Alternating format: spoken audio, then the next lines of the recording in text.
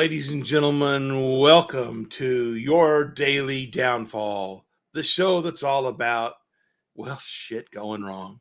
And boy, do we have shit that's gone wrong. Yeah.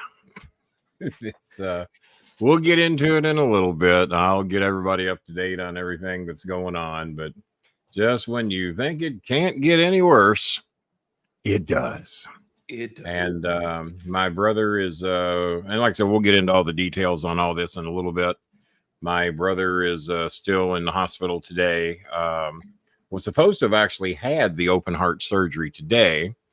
But as with what happened with another family member of mine recently, the surgeries kept getting delayed due to car wrecks, motorcycle accidents, murders, stabbings, it's not a whole lot gunfights for a guy that's been murdered, right? Stabbings, gunfights. So, well, let's label it as attempted murders, but some of them, as they say at the University of Louisville Hospital, he arrived at the hospital at 9:18 p.m. and was pronounced dead. So, they never like not your dead until they have until they have a professional to do that. Yeah.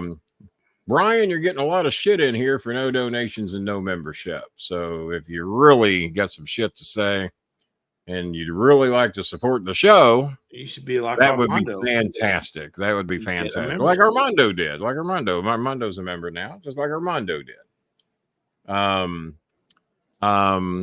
We'll see if we get 50 viewers in here tonight. I don't know. We tried to be a little kinder tonight and make it for subscribers. And of course, our members only. Membership has its privileges. If you're a member and you have shit to say, then we will post it and talk about it. And if you don't, chances are pretty fucking good we won't. If we hit 40 or 50 live views in here tonight, hopefully some of you can recruit good people to come here and support the show. People that like to help other people, because we're still going to try to do that, but some adjustments are going to have to be made. Facebook will only be on 10 minutes, so you know. The Facebook freeloaders will no longer continue to be rewarded for their freeloading.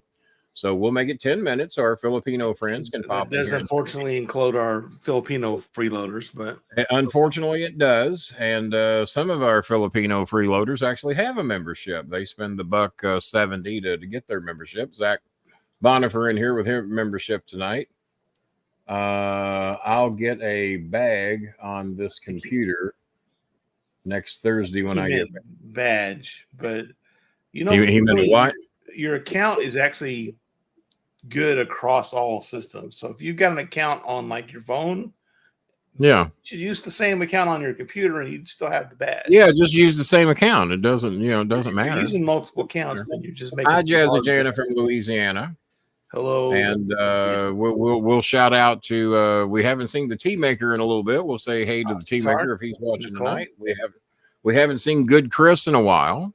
We haven't seen Good Chris since we went away for 3 or 4 weeks. So you may not know we're back. If they're watching. Kevin Marr. Kevin Marr in the house tonight. Once again, for all of you all watching, to really help this show a lot, if you all can do those $5 donations that you did not long ago, that would be fantastic. Those in a month will be a tremendous help to us. That way, if you don't have the $10, the $20, or $50 that some of you do from time to time, and even more than that for some of you, those $5 ones add up, man. And we know you're throwing that much away on some bullshit every day. We all do. I might not be much longer. We'll get into that in a little bit. A 7-year run came to an end over the weekend, and we'll talk about that. Oh, and it was done with class too. I'll assure you that. So, Kenny, I do want to, on a good note, only the way a true Trump supporter would do it. And I do want to thank you, Kenny Bolin. You want to thank me? I do, because this is Crystal Light Fruit Punch. Yeah. I have been going with this instead of the soda for the last week now. I've drank 8 times as much water on a daily basis as I have done that before. since I started going to the Oh, flavor yeah. fruit punch. Well, I have sworn allegiance to the Sun Kiss because I get those at such a good buy. Michigan Mike's in the house tonight. How you doing, Michigan Mike? Armando with the membership. Billy has committed to make a nice donation for us. What it do, Jenna? Kevin Marr in the house. Zach Bonifer in the house. Yeah, Like I said, we have not heard from Good Chris and the Tea Maker in a little bit, but Tea Maker did make a nice donation when we were down, and we really appreciated that. Is that one of our Filipino friends? I don't think Nesca? I don't recall seeing that name. Nesca Atiga. Pretty And name. I'll give Brian a plug. Brian was trying to win me over, but Brian, you can win me over by some type of donation or a membership. Would be so nice of you. We'd really appreciate it, especially those memberships. We really love those. Yeah. And so you've been doing more of the flavored water, I take. Yeah, I have, and so it makes a big. I drink quite a bit. I mean, I got a backup plan here. I got my filtered water, which I drink probably 3 or 4 of those a day. That's a 24-ounce bottle. I just got those from Amazon for about $20 for 8 bottles.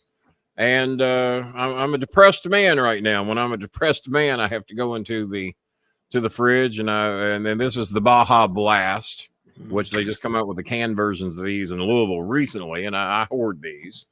I wasn't quite depressed enough to go coconut tonight, and we did pass 40 in here tonight, so we appreciate that. So so we're going to lose a lot of those in about 5 minutes. Yeah, I've been drinking about a 2-liter bottle of Coke once the freeloaders go away. Diet Pepsi a day, right? And look who's in here. Maybe look who's in here. Now we haven't determined who's. How do you pronounce that? We all keep fighting pronounced over. Mango Jennifer. Hey, Mango Jennifer. The only girl that's made more videos than me the last 10 years is her. And so she's watching from Saudi Arabia on Facebook. She's freeloading on Facebook so we could get her in here today. And Eunice wrote me a little bit ago. She's watching. I got 2 families I'm really trying to help tonight. I don't know if I sent Bob the pictures or not, but our friend Maria, who also works very hard in the Manila area, she just got a job housekeeping, and she kind of has to live there. Well, she's been telling me how bad her back has been hurting, and it's Maria. Y'all probably heard us mention her in here before. And she works real hard, and we just try to help her out a little bit from time to time as we can. And she told me she's never had a birthday cake. Maria's 35 years old. She's never had a birthday cake, but she's got 2 issues going on. She's got a cell phone battery that needs to be replaced, and that's about 800 pesos, about $16. You can't replace a cell phone battery for that here in America. And her other problem is she told me her back's been hurting a lot, and she sent me a picture of what she sleeps on. If you guys were to lay 3 blankets on your floor, on your concrete floor, and fold up a couple of shirts as a pillow, that's what the poor garage floor. I said, how much is it? I said, how much is it to get you a decent mattress and a pillow? She said, oh my God, I'd really love a pillow. She was almost willing to forfeit the mattress to get the pillow. I said, no, give me the price on both. And when I tell y'all what happened to me this weekend, you're going to be amazed. I'm still trying to help anybody. But when I see this situation, we got to do something. So Maria is sleeping, like I said, the equivalent of a couple of blankets and a couple of shirts. That's her bedding. I saw it and I about died. So she said a good mattress would be about 1,500 pesos. That's about $30. And a good pillow, she said, be about 350 to 400 pesos. So that's about $7 or $8. All are very good prices if you're to try to buy that here in America. Costco, every now and then, I get a good buy on pillows. I bought 4 new ones not long ago. I think I got 2 great queen size pillows for $15. Those cooling gel pillows, Sealy Posturepedic, great buy. So I bought 4 of them. I wish I could send them to her. She needs them way worse than I do. I've got 10 pillows on my damn bed. So if we could raise some money to get her a mattress and some pillows, I don't even know if she's watching tonight. And then the other one needing some help is our if anyone's had worse luck than me lately, it is Vanessa. And Vanessa has not really asked for much help. She knows that we've been in a lot of shit lately. And so she hadn't really asked for much, but her electric bill is due tomorrow, and her electric bill is 1,800 pesos. So that's $36. And that's really all the help she asked for, even though she does have some big ass hospital bills coming up and shit. And we're just going to they're going to have to wait on that shit because we just paid a bunch of hospital bills to get her father home. And then unfortunately he passed away a couple of weeks later. At least he got the dignity to pass away at home, which they were going to have him pass away in a fucking block chair at the hospital. So at least he got to go with some dignity in his own home. But she could use some help getting her electric bill paid. So that's about 36. So we'll just round it up to $40. And I'm sure the little boy next door, RV, their electric bill normally runs 500 or 600 pesos a month, $12 if it's that much. So, and we normally pay them both at the same time. And she did tell me her son took a little job for 5,000 pesos a month, but it'll be a month before he gets it. She's trying to get another job. Her company fired her. So now we'll get into it because we did crack 40 some odd of you in here a minute ago. We'll leave Facebook long enough up to tell this story. And then if they get it over and watch on YouTube. Vanessa's company fired her because she missed too much work dealing with her father in the hospital, dying from tuberculosis. He had stage 3 tuberculosis. She missed a good portion of work, even though she was trying to work from the hospital and trying to keep up. Her company, so she says, I might need another week or two off work or reduced work while I'm dealing with my father. So she said my boss sarcastically said, well, we're going to give you all the time you want. Why don't you just leave the company and focus on your father? And and didn't give her an opportunity to come back either because she had missed a fair amount of work over 2 or 3 weeks dealing with her father. So I think her company might be as good as my company because, as you all know, I've had my own shit. I was in the hospital for a little bit. Then right after that happened, I had a very dramatic thing happen with another family member that has tied me up for 2 or 3 weeks. And then I get a text at 3 o'clock in the morning. Remember, I've worked with this guy since 1984. 1984, I've known him. He trained me as a manager to kind of do what I do, which was cookware sales back then. And I kind of self-taught myself to book hotels and shit like that. But he did give me the opportunity to do that. And I've been doing that for him for 7 years. 7 years. Many times going way above and beyond the call of duty. They pay me to book 4 hotels per week. Many times it'd be 5, 6, sometimes 7. There had been sometimes there had been 8. I get paid to book 3-day stints. Many times they would be 7-day stints, 10-day stints. I was supposed to get paid $30 extra every time I booked beyond the 3 days. I'm just giving you all the backstage dirty laundry here. But some weeks would be a little less. So I never really bitched or anything because I was real good at the job. I didn't have to work all that fucking hard. I mean, I wasn't digging ditches. You know, I wasn't working in a factory every day. I wasn't working in a meat factory. I wasn't picking fruit. So I didn't bitch too much because, all right, as long as you don't say shit when we have low weeks, I won't say shit when we have high weeks. Well, the high weeks highly outnumbered the low weeks. I mean, dramatically over 7 years. Well, the last 3 weeks have been a little tough, nearly 4 weeks, due to my stay in the hospital, my family tragedy that happened recently. And so the reason I was given, even though we have been getting less work the last 3 or 4 weeks, was telling me that we're running out of bride and groom leads. Because instead of having me book 4 hotels, they were having me book maybe 2. And then some of the hotels I would book, Bags and Sweetie. Oh, okay. You too. Bangs. I think she meant Bangs. You're not Bangs. Bangs. I've gotten older. I'm just Bags now. Yeah. Bobby Bags. Got to earn her names, I guess. Yeah. So, a jobber name. So I noticed we've been getting less work. He told me to take 2 weeks off during my family tragedy. I said, no, I'm going to still keep trying to get as much done as I can. It might not be as much as we normally do, but no, I'm going to, I need to keep my mind off this shit, and I'm going to keep trying to do as much as I can. And obviously it wasn't as much. I mean, I've had a lot of shit to deal with the past 3 or 4 weeks. So, and with his permission, I could have took the whole 2 weeks off, and Bob would be the first to tell you I didn't do that. I even sent Bob screenshots of what I was told and showed him, no, I ain't taking fucking charity. I'll earn my keep. or at least as best I can. But just remember, for the last 7 years, how many times I've given you above and beyond. Don't be a little bitch now that it may not be as much for the next 3 or 4 weeks. So he has a tendency to get drunk on the weekends. And when he gets drunk, he texts and says weird fucking shit at all hours of the fucking morning. So I noticed at about 3:30 in the morning when I got up to let the dogs out, get me something to drink. I saw my phone light up and it's him. And I see, I love you, Kenny. And I ain't getting in that. No, he's drunk as a fucking skunk. I am not even going to fucking look at that. So on Sunday morning, when I wake up at about 11:30, after going back to bed, a couple hours after letting the dogs out, watching a little late night news, shit like that, I finally read all the messages. And Bob, did I send them to you? I think I did.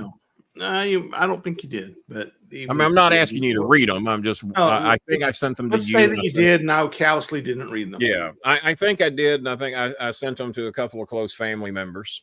And, but basically, what happened was after knowing him since 1984, working with him since 1984, I get a drunken text that took him 2 hours to write in 2 or 3 different stages, from 3:30 in the morning till 5:30 in the morning, letting me know that he loved me, but due to services not rendered, we can't afford to keep you anymore. We can't pay you your Services salary. not rendered. Due to services not rendered. Follows that up with saying all you had to do was book that one hotel in California for $100 a day, but you got it for $179 a day. Well, I can go back on our hotel list going back to 2014, which was 3 or 4 years before I started with them. And there's all kinds of hotels that I didn't book that they paid $125 a day, $150 a day, $175 a day, $200 a day, and even a few at $250 a day. Before I got there. After I got there, it was rare we paid above 100 to 125. Very rare we paid above 150, and almost unheard of for us to pay 200 unless we were in the state of California.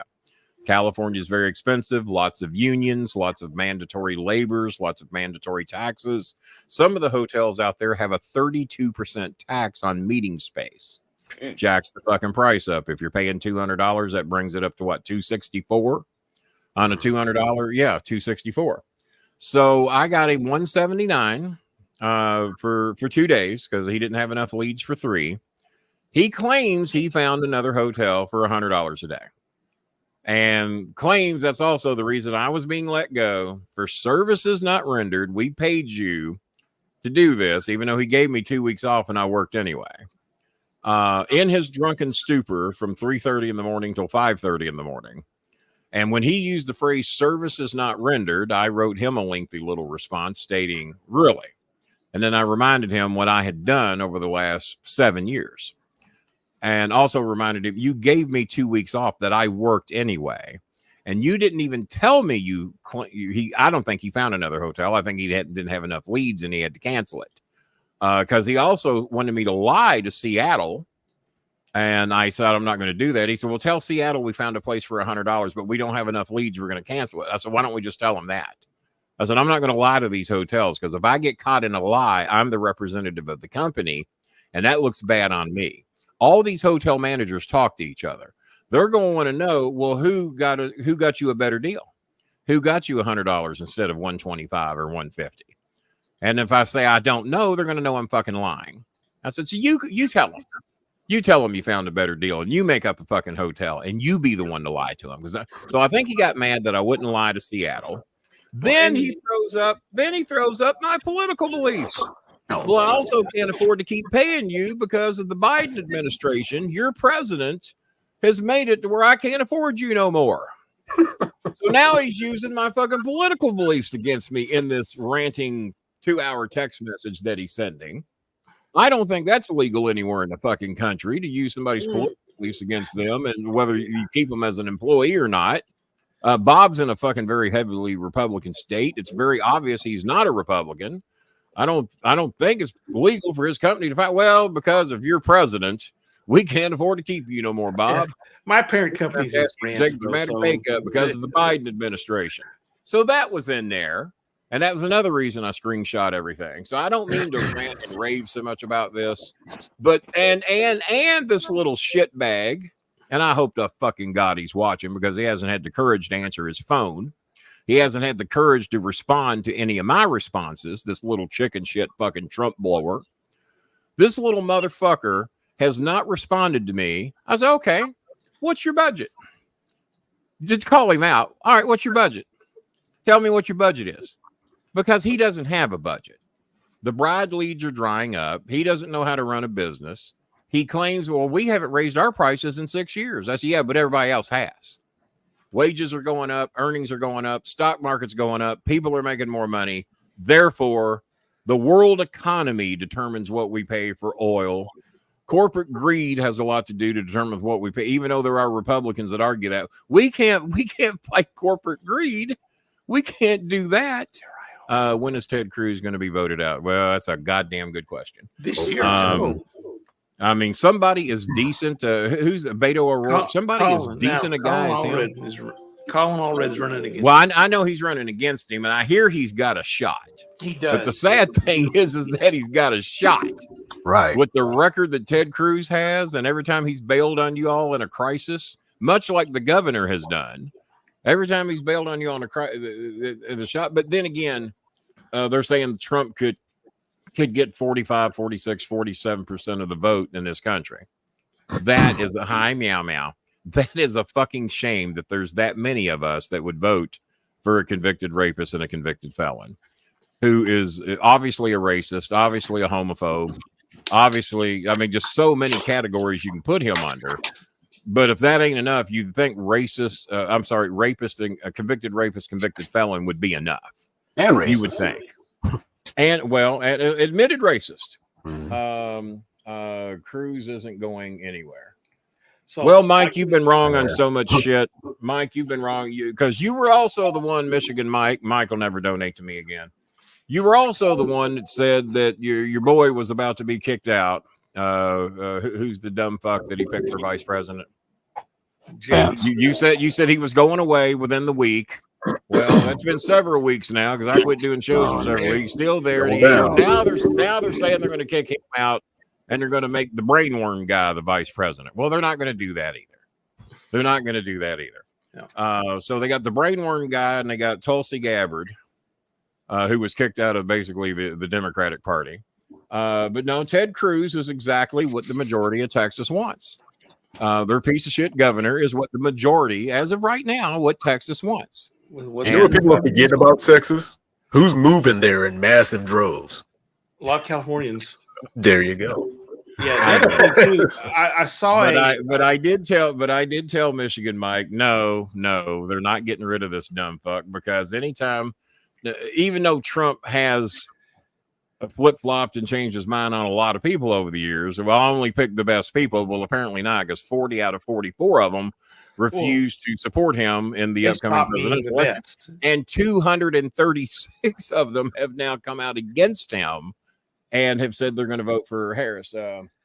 Kenny, you can only name one time when I was. Oh, bull fucking shit! No, don't. Well, that's the Republican way. You rewrite history and try to Mandela effect shit. And he's turned into Donald Trump on me. And I wasn't even wrong. I said, Mike, drop. Mike. No, you said that he was going to be gone by the end of the week. I have the text message you sent me. And I agree with you. I don't think Ted Cruz is going anywhere. Not this voting cycle, because there's too many fucking piece of shit racists in the state of Texas. Well, Kentucky still has too many. How the hell we get Democrat governors here in Kentucky, I have no idea. But no, Mike, you're wrong all the time. You're wrong all the time, and you were wrong that time. Quit starting shit with me, Mike. I can name about 15 times that you've been wrong. Well, okay, dickless. All right, hang on. Tell me the 15 times I was wrong. I got some time. Play the Jeopardy music, bub. I got a little time. Here's my red shoes. Well, since I've got an actual opportunity to say a word here. No, I don't. Hand going. Normally, when I'm wrong, I admit I'm wrong.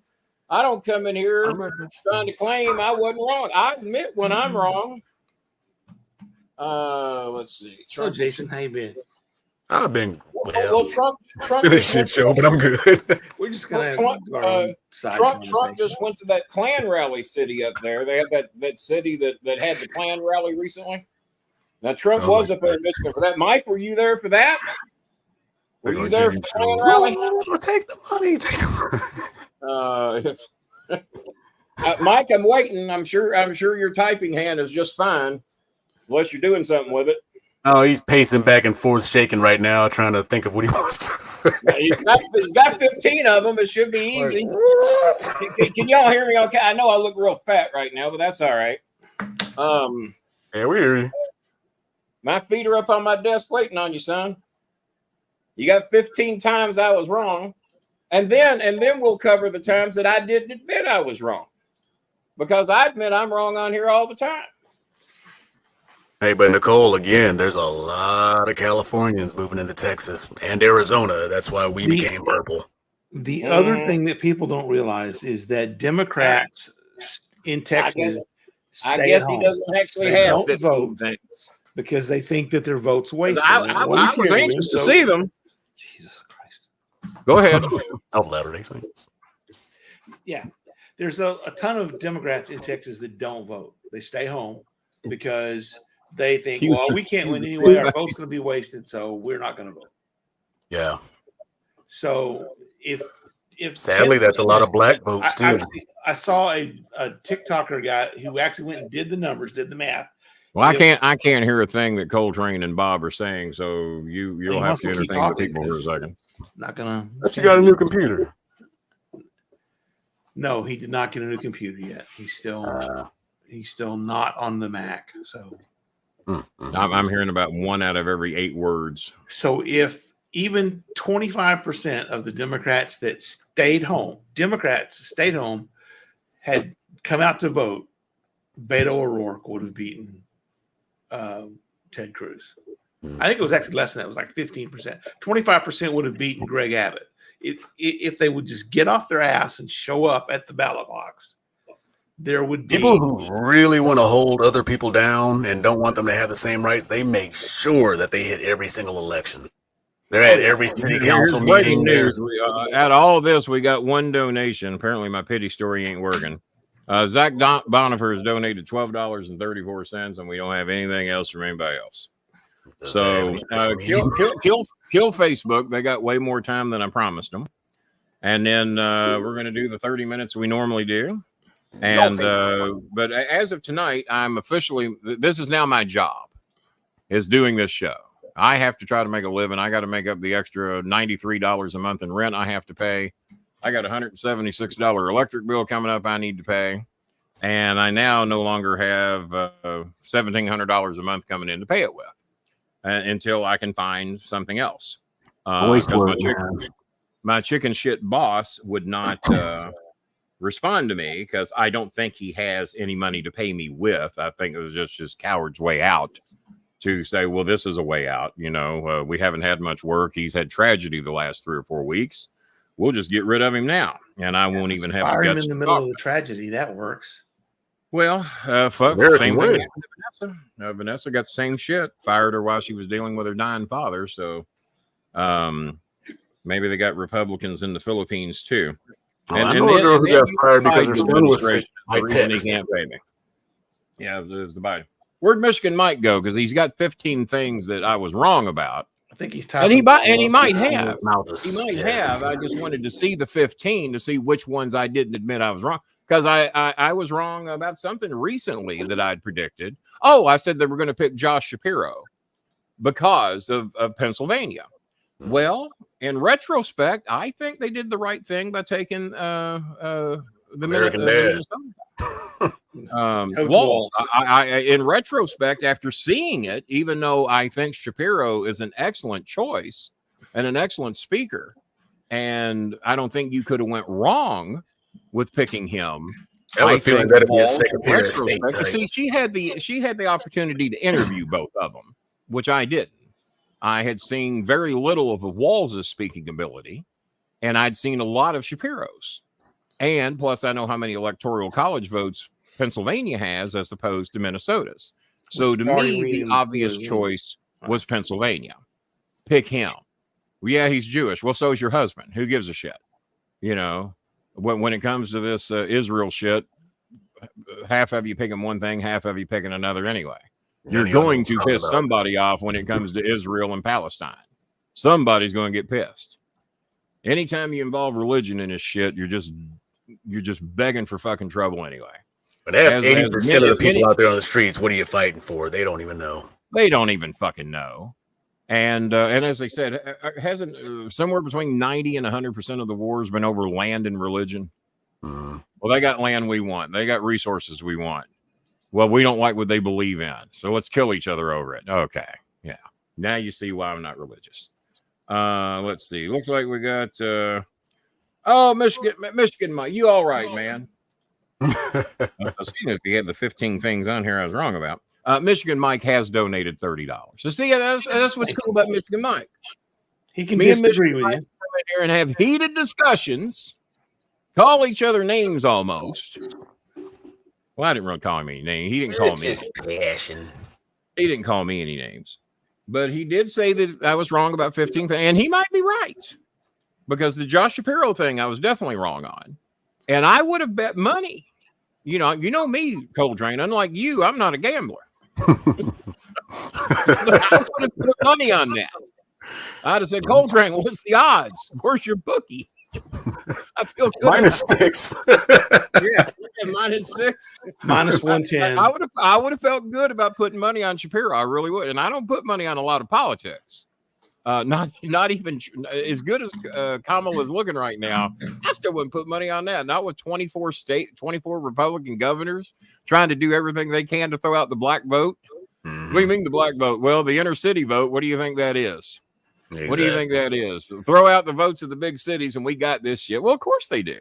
Oh, the crime is Democratic cities. Name me a fucking city that is not a Democratic city. There's not many. Over like 500,000 people. even in the Republican states. But here's the thing. Here's the thing I saw on the news the other day, and the Health Fox News reported this, is that I think 20 of the 24 poorest states are Republican states. Yeah, it might have been more than that. It was something I saw recently. 20 of 24, 22 of 26, or something like that. Of the poorest states are Republican-led states. I think it was just the 24 poorest states. And a lot of them are southern states. And, of course, you got your Montanas. Now, somebody broke down the other day that we need to combine the Carolinas and rename them, combine the Dakotas and rename them. There was a guy that said it is ridiculous that my state has 40 million people, which is California. We get 2 fucking senators, and the Dakota Territory, who doesn't have fucking million people combined, gets 4 senators for the Dakota Territory. Those same people don't mind that California gets like 5,000 representatives and Dakota gets 2. They're like, oh, that's okay. The part about every state having an equal vote. They should. They got fucking a quarter of the goddamn population. That's why Texas has got. That's why Texas has a lot. You're the last one that gets to bitch about that because you're in a state that's got a fucking shitload. It's a difference in whether it's based on the population. It's a great time for Bob's microphone not to be working on my end. Yeah, but now Texas gets the same favoritism because y'all got a shitload of fucking people. Well, in not as many as California. The Senate was. But when you represent more people, you should get more. I agree with that. They have more in the representatives. So but I think you probably also should get more senators as well. Well, Bob, you can't talk when I'm talking because I can't hear you anyway. Well, I can't hear you anyway. So I will shut up when you're talking, and that way we can hear. They can hear you. I can't. If I hate to drop $500 or $600 on a fucking computer right now, I know that. Yeah, especially you got that. Yeah, that would have been bad timing, huh? Yeah, the Senate was supposed to be this body that was more deliberate. It was more the elder statesmen. They were the ones who were supposed to have the country as a whole as their main focus, where the House of Representatives, each of these little representatives is supposed to say, look, I'm going to represent my district, the people that my small little district, and they were supposed to be more responsive to the people, the populace, where the Senate was supposed to be more responsible for the states themselves. And even at first, the Senate people didn't vote for senators. that didn't happen until the middle of the 20th century.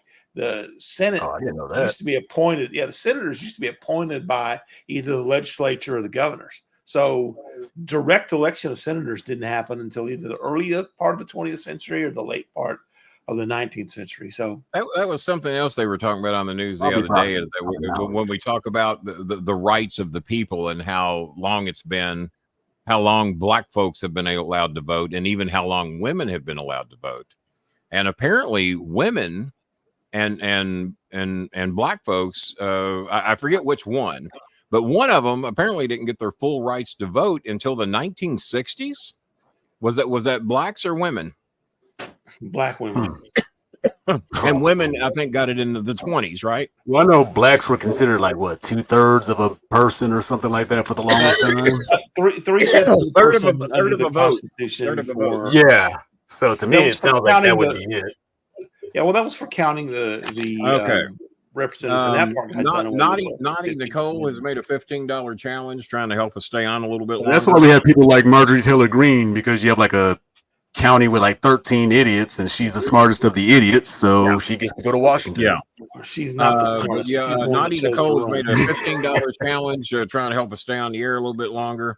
Of course, Michigan Mike donated $30, and I'm sure he's still looking up the 15 things I was wrong on, and he's welcome to post them. And I will answer two for each thing, whether or not, because Josh Shapiro stands out immediately because I was wrong on that. I was dead wrong. So Armando, to answer your question, but Aaron Pavis, you're going to have to ask for something else. Aaron Pavis sent $5, and he wants me to tell the fucking meat scam story for $5. Well, number one, I'm not going to do that because I've told that fucking story 188,000 that's 20. But if you have something else of a $5 value you would like for me to talk about, I'm happy to do it. And we need to identify who Aaron Pavis is, because I do not see that name in here. Thank you, Aaron, for your $5. So Armando, to answer your question about Governor Newsom, the Constitution does not allow. So was it women in the 1920s, Jazzy Jana? Women got to vote in the 20s, but because somebody got the civil rights to vote in the 60s, which is when I was born. Well, the Civil Rights Act happened in the 1960s, and that basically overturned all the Jim Crow laws in the South that prevented blacks from voting. So even today, though, they pass, well, like they'll say, you can't give water to people standing in line. Well, yeah. Okay. And by the way, in this Curb Your Enthusiasm did an entire season on that. Their last season was about Larry David giving water to somebody in line in Georgia, and Ted Danson taking advantage of it, making it a very political thing and getting all kinds of attention on himself as Ted Danson. So if you have not seen the last season of Curb Your Enthusiasm, check it out, and it's a true fucking story. That Atlanta does not want you to give water to anybody standing in line. Well, Atlanta doesn't. Chances are pretty fucking good. Chances are pretty fucking good. It might be a black person voting for a Democrat. And what they'll do is they'll say, this predominantly black neighborhood, this predominantly black district, we're going to have one polling place in there to support all 25,000 people who live in this district. And so they all got to line up to go to this one polling place. Then in the white areas, they got all kinds of fucking places to vote. And it's that way here in Louisville as well. Right. And so they make it very difficult for black folks to vote in Louisville. I mean, it should be a national holiday. There should be free. It's ridiculous that it's not. It should be, in my opinion, it should be, you should be able to vote that Friday afternoon, Saturday, Sunday, Monday. Monday's a national holiday. Everybody that wants to be off work that day can be. That has not got to vote on Saturday or Sunday or Friday afternoon and have the polls open till 9 or 10, something reasonable. Right. And all day Saturday till 10 o'clock at night, all day Sunday till 9 o'clock at night, and then all day Monday, 9 to 9. What's wrong with that? Republicans don't want that. Why? Because it makes it, because you won't find a Democrat that will vote against that. There's not a single Democrat that will vote against a 3-day weekend to vote and making Monday a national holiday. No, but you won't find one. Not in Congress or Senate. But you almost can't find a Republican that will go along with the 3-day weekend because that plays against us. Republicans wake too many Democrats up. When there's a larger turnout, that tends to favor Democrats. That's why they bitched about the mail-in vote for so long. It's why, the mail-in vote begged them not to do mail-in voting. He killed himself. Right, older folks who can't get out, they want the mail-in. Somebody the other day was begging for us to talk about politics, so at least they're getting their shit now. Yeah. I live in California, and I heard maybe Governor Newsom would have been. Well, Governor Newsom was my pick. And he could not. Newsom has been my pick since I've watched him debate hand over fist on Fox News. Right, he don't give a fuck. He'll take on Sean Hannity, Tucker Carlson, or any of those motherfuckers. Of course, Tucker's not there anymore. Oh, and by the way, did y'all hear me bragging about me and Ouija Jang having a lot of conversations recently? The CBS News reporter who's from China. She's from born in China but raised in West Virginia. And me and Ouija have been friends. It's gonna be a weird accent. Well, let me tell the goddamn story. Me and Ouija have been friends for a long time. Became friends on Twitter back in 2016. Well, all of a sudden on Facebook, Ouija Jang starts writing me. And y'all heard me bragging about it on here because she had never really written me from Facebook. We had a couple of interactions from back because she's had that account since 2010. So I had every reason to believe that account was real. But all of a sudden, Ouija Jang on Facebook has just made me her favorite fucking person in the whole world. I got to be more supportive of my true fans. You've always been there for me. You've been a great fan. And I love what you do. I love your charity. And I will say that this person has been writing me every day for 5 or 6, 7 days. Not a negative word said. Didn't ask me for anything. Didn't ask me to do anything. Didn't ask me for any information. Just the sweetest, nicest, kindest person that ever was. But there was 2 or 3 dead giveaways that this ain't right. Number one, she was writing me multiple times a day, every day, as a married woman with 2 children that works for CBS News. Most people do not have that much. So that was red flag number 1. Red flag number 2, she kept calling me Bolin. Well, Bolin, well, most women, especially Asian women, do not call men by their last name. It's either Mr. Bolin, whatever. She called me dear a lot. And but that's what Ouija, you do not have to call me Bolin. You can call me Kenny. Oh, okay, Kenny.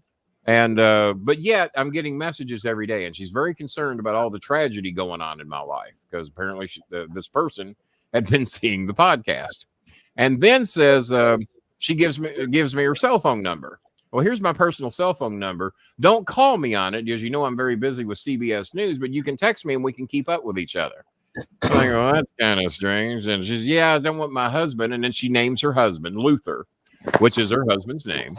I don't want Luther getting upset that I spent so much time talking to you. He's a great guy. I don't think he would be jealous, but I'm really fascinated with you. I'm going, oh, boy, that's a sparkling red flag. Something ain't looking right here. So I write Ouija Jang on Twitter and said, Ouija, this is the first place I met you at. I had seen you on my local CBS affiliate, and I wrote you and told you how much I admired your work. You were kind enough to write me back. This is your verified account. I said, Ouija, have you been writing me every day on Facebook for the past 6 or 7 days? And if not, your account has been hacked. The next day, I get a message. Oh, my God, Kenny, I'm so sorry. Yes, my account has been hacked. We've been trying to get that shut down. I said, well, let me get you some information. So I got her screenshots of all the stuff this person was saying. I got her the cell phone number I was given, which was one of those Google numbers. Okay. And so I got her all the information I could, all the shit she'd been saying, the cell phone number, the account, all the messages. Ouija got CBS News behind it. We got the account shut down today. And she just told me to play along. She says, don't act like you're smart to what's going on. So it's probably a guy. Called me Bolin. That's a guy thing. My bad. I don't picture Ouija Jang. Oh, my bad. I don't picture Ouija Jang saying my bad. Not a professional fucking newscaster who's gotten in Trump's face over bullshit before. I told her that's when you won me over. When he tried to talk down to you and you fucking shut that shit down. And there's a name we haven't seen in a long time. So she wrote me today. I might even send Bob the screenshot of it where Ouija wrote me and let me know that the account had been shut down. And I went and checked, and Sure enough, it's down. So I called the Google number. I said, how fucking stupid do you think everybody was that you really thought I said, that you would give me this much attention? I said, Scaramucci loves me, and he don't give me that much fucking attention. And he's done my show 9 times. So, and the other red flag, Kenny, you have certainly earned this. I'm going to start giving you breaking news before I break it on CBS. And by the way, now how the person knew this, I don't know. But she's, by the way, tomorrow I'm going to be wearing orange and black. Well, I'd be goddamn if she wasn't wearing orange and black. Ooh, how they knew, I don't know. But black a lot. So there was Ouija. I've never seen her. Might be her favorite colors. And I watch her all the fucking time. I told her, I said, are you trying to win over Bengal fans or Syracuse fans? She knew all the news people. And another thing that this person said, I said, well, who do you like in news? I said, I'm a big fan of Lawrence O'Donnell. Yeah, I like Lawrence. Lawrence is very smart, very bright. And then says she likes Tucker Carlson.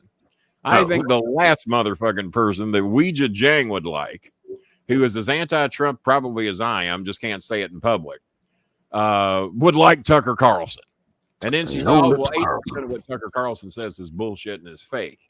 I said, 80%. I said, well, you give them a lot more credit than I give them. So this is when I thought the possibility might be that this is the real person, because the account had been active since 2010.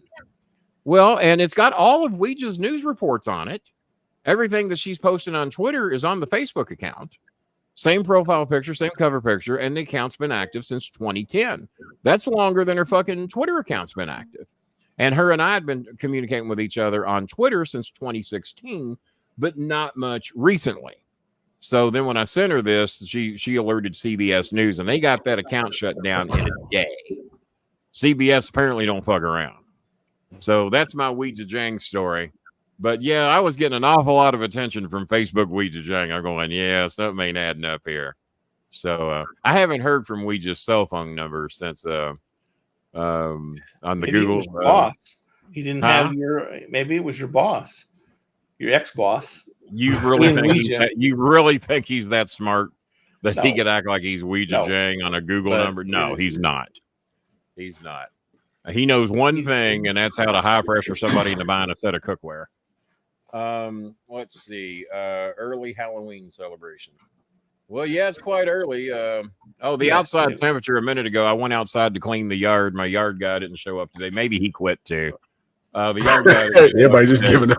Everybody just giving up on me, just giving up on life in general. So I go outside to water the squirrels. Somebody knocked the squirrel's water over. You want to make me mad? Knock my fucking squirrel's water over. I'll punch somebody in the fucking mouth over that shit. I might have lost my job. I might have nearly lost a family member or two. My brother might be in the hospital about to die at heart surgery. Oh, that's right. He's watching. No, you're going to make it, Tim. You're going to be just fine. You can do it. You got this, Timmy. You got it, little Timmy.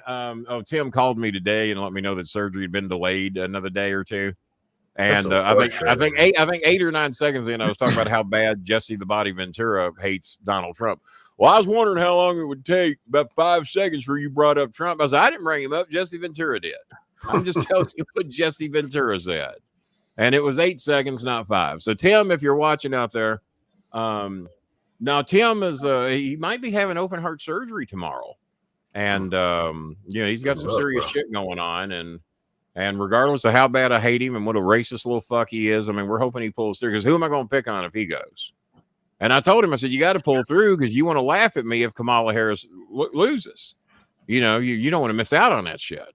So, but he seems to be doing pretty good. He had a great meal yesterday. He had a meal that I was envious of, even though I did send him pictures of that lasagna that my old high school friend brought to me. Y'all see the pictures of that? Oh, I'm about a third deep into that lasagna, and it gets better each time I get into it, because it's meatier and cheesier the deeper you get into the pan. Yeah, well, and her banana lasts longer too. Her banana. I didn't add anything to it to make this last longer. I mean, it's pure fucking. You might want to make it last longer now that you don't have any more. Okay. No, I'm notorious for adding shit to stuff to make it last longer. Yeah, I ain't adding anything to this. I still got Bear Nose pizza left over from the weekend. We went to Bear Nose this weekend, and I still got about 4 slices of that left, and that was Saturday. And I'm out of water. I'm going to kick back out for just a minute to go refill. with the Bolin idea of flavored waters. There you go. There you go. That's what we need. I might need to start selling the Bolin bottled water. That might be what I need. There you go. Bottles by Bolin. Bubbles by Bolin. Bubble bath. There you go. Yeah, we got rid of Facebook, right? We did. Yeah. Bubbles by Bolin. I'll be back. Well, let's see what we got because we might be done anyway. I don't know if we made our $60 or not. We got $5 from Aaron Pavis. We got $15 from Nicole, so that's 20. We got 30 from Michigan Mike. That's how much is that? 50?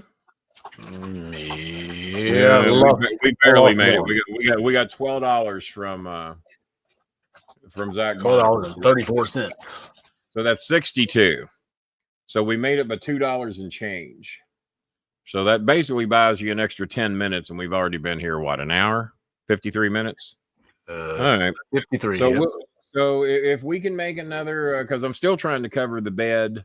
We haven't even made enough money to cover the bed and the, and what else was I trying to cover? The bed and the electric bill. So we haven't even made enough money to do that.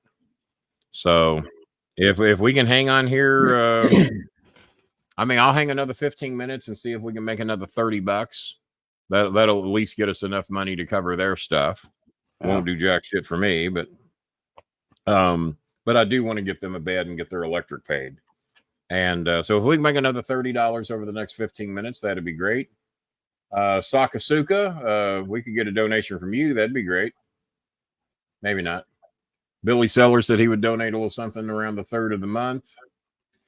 Jazzy Jana's already donated recently. Pasta Tart donated twice. She donated, I think 30 or 40. Yeah, she donated 40 the other night and 15 more tonight. So that was very sweet of her to do because she doesn't have a job right now either. So that's me, Vanessa, and Pasta Tart that are all looking for new work right now. Yeah, it's like an epidemic. And I am confined to working from home. I mean, I ain't got no other choices. So I'm hoping something turns up. We shall see. And let's see here. Check and see if we got any other information in. All right. So we'll hang in there. Got a little bit of that left. We'll hang in there 10 more minutes. That'll be 10 or 15 minutes. See if we can raise another $30 to help out with the electric bill situation and her bedding situation. Because we haven't even made enough money to cover that yet. So we shall see. You would think after taking nearly a month off, people would have a little bit of money saved. And I'm not talking to those of you that donated nicely the other day, like Michigan Mike, because Michigan's donated $70. Yeah, John Paul and Daniel. John Paul did 25. He said he's going to do another 25 when he gets paid. So we got a little extra coming in here eventually. Yeah. And right before you got fired, we had a pretty decent night. Here. Oh, Daniel Lemley with a big help for us. Daniel Lemley just donated $30. Thank you, Daniel. And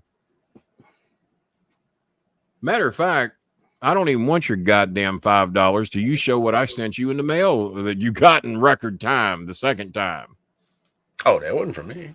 You got the package there with you? I do. Just a second here. What's that? Oh, okay. You're going to go get the it. Package. Yeah, well, I sent him that package, and it took him like 2 weeks to get it to him. And then to get it to his door, and because it had the wrong last name, they sent it back. He said it was basically at my door. So they sent it back. He intercepts it in Kansas City. Oh, okay, we got it. We'll send it back to you. They didn't.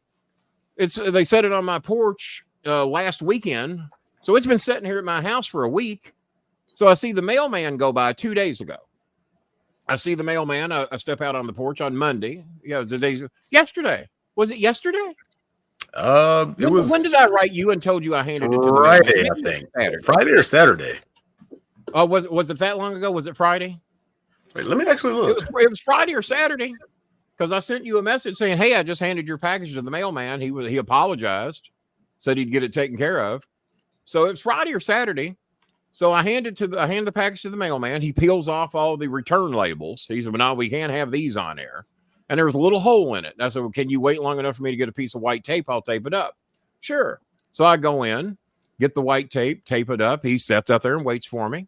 Takes the package. He said, "Man, I'm so sorry for this." He said, "I don't know what to tell you." He said, "There's no way he shouldn't have got this package." I said, well, we're just thrilled that we won't have to pay another $18.60 to ship it to him. So, because we already spent that once, so that was going to be $36 fucking to ship it again. So I wasn't overly thrilled about that. Coltrane said he covered it. I should have told him I had to pay it. That would have been smart for me. So, so Friday or Saturday, I hand him that package, and then Coltrane gets it today. Well, it took him 2 weeks to get it the last fucking time. And then they get it to him and then don't even bring it to him. They didn't put it on the door. Hang on here. I haven't cleaned my eyes since the show started. It might be time to do that. So y'all go ahead. I'll shut up and let y'all. I don't know that I'll hear anything you're saying. Not to offend Bobby Bob and Coltrane, but whatever happened with Jason Marshall? Who I like the podcast. You and Mayara. Do I know who that is? Apparently, you and Myra, you and Maya. Oh, I think he was somebody from Ohio, and he got real offended that I would not let him do a show with me. The first time I had Anthony Scaramucci on, it was already Mooch, me, and Chris. Right. And Jason didn't know jack shit about Anthony Scaramucci. He just wanted to be a part of it. He knew enough that he wanted to be on the show. Wanted to be on the screen. And he knew he'd be big numbers. And we only had Mooch confirmed for 30 minutes. So you got me, Chris, Maya, and the Mooch. So you already got 4 of us. And then I said, man, I'm sorry. I said, I can't put you on this one. I said, the show's already loaded. And he got fucking furious about it and started being a fucking dick about it. I said, well, I can make it real easy for you. You don't do the shows anymore. And so I got rid of him. And so he became one of the trolls that joined all the other trolls that all the other hosts I'd gotten rid of for whatever reasons. And he was a nice enough guy and did a good job. Called himself a stand-up comedian. That was covering some ground. Jimmy Cornette used to say Kenny Bolin covers the ground he walks on. Well, as a comedian, he was not I mean, I welcome y'all to go Google him and find any of his comedy work. And if y'all think he's funny, y'all write me back and let me know. As a comedian, he was a podcast host. So Jason, as a comedian, let's put it this way: I can assure you, he's not a professional. You know. Oh, there it is. Look there. Got the Mooch. Autograph copy of the Mooch book. Them are not easy. Sorry, that's not a sweet. Those were in my house one day, and they're in your house today. How about that shit? Yep. Ain't that some crazy shit? Is that some crazy shit? Yeah, apparently when you get somebody that knows what the hell they're supposed to be doing. You should send them to Bob so those shoes would be in Dallas, Phoenix, and Louisville all inside of a week or two. They probably passed through Dallas on their way. Probably passed through Dallas on their way there. Show them dolphin shoes one more time. Show them dolphin shoes. That's the exterior, the outside part. Yeah, and then the other side, you got to show the other side. You got to admit, man, that's a good looking shoe. It is. That's a good looking fucking shoe. But the high tops really hurt my ankles. And most of the shoes I have, if I have high tops, they're the very soft type. I've got some Reeboks that pump up around the top. Like by the way, my legs are totally healed. I took off my own wraps the other day because the goddamn medical nurse didn't show up to do it. I took my own wraps off yesterday, put on some compression socks that have not fit me in about 4 years. I guess that's why you saw me proudly throw my leg up on the desk today. Number one, I was able to get my leg up on the desk. And number two, my leg, and I think I sent you all pictures of them, where they're as thin as they've been in a long time. And so I found these old compression socks I bought that have been way too tight. I couldn't even get them halfway up my leg. And now they go all the way up to the knee. And they haven't done that in years. So we're back on my medications. I've lost 56, 58 pounds, give or take, since originally going to the doctor. I don't see it, but I certainly feel it. And in this case, in the words of what was who was the comedy that Billy did? It's better to look good than Fernando. It's better to look good than to feel good. You look marvelous. You look marvelous. That guy. And who was the name? Billy. It's Billy Crystal. Billy Crystal. Billy. I couldn't think of Crystal's last name. Sometimes it's better to look good than to feel good, or something like that. And so I'm feeling better. And then I see fucking Psycho Sid, who was just a few months younger than me. We're both born in 1960. He was born in December I think December 16th of 60 is what I remember seeing. And we haven't talked about that yet. So we did get a little bit of extra money in there. We got $30 from Daniel Lemley. Thank you, Daniel. It was very nice of you. And then we got $5. Someone else sent $5. Did I say who that was? Oh, that was you. That was you. You think after getting those shoes in record time? Oh, sweet. And the Mooch book, you didn't show your autograph of the Mooch book. You got to show you got the autograph version. Oh, yeah. Oh, and for those, any of you that would still like to have one of those Anthony Scaramucci books, I've got 1, 2, 3, about 4 or 5 left. Right there. Go up now. It's legit. Got the Mooch book there. And so, yeah, you'll have to pose for a picture with your book and my book because someone else recently got their book. Oh, Karen Crass, that brought me the food over here. She made me so much fucking food. That lasagna was $40 or $50 to make alone. I mean, it's the big fucking pan. And so she brought me that, the banana bread, the salad, the bruschetta bread. And I was just going to give her my book. I said, well, fuck, I can't do that. And she said, well, you don't owe me anything. I didn't do it to get anything. I said, well, remember me down the road. So she told me she's going to make me another meal down the road. So I gave her a book. I gave her a book and my book, and she posed for pictures with it. And anytime I get those books like that, I send those to Scaramucci so he can see them too. And Mooch has been kind enough to check in on me on how everything's going with the family situation, and then had to lay on him what my brother's going through. So, but yeah, he's at a local hospital here in Louisville, and you know, he could be in there for a little while. I think he thought he was going to be in there for a day or two, but for everything they're doing, he might be in there for a few weeks.